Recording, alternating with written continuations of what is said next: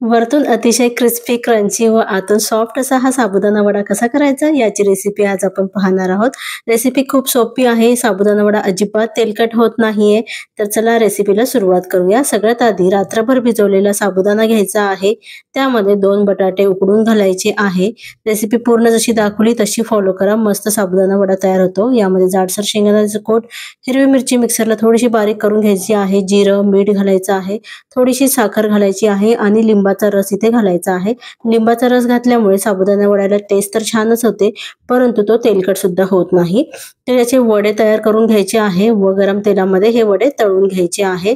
खूप छान आणि क्रिस्पी असं साबुदाणा वडा तयार होतो. तर तुम्ही सुद्धा या पद्धतीने साबुदाणा वडा तयार करून बघा. खूप मस्त होतो. रेसिपी आवडली असेल तर चॅनलला सबस्क्राईब करा, लाईक करा, आपल्या फॅमिली आणि फ्रेंड्स सोबत शेअर करा.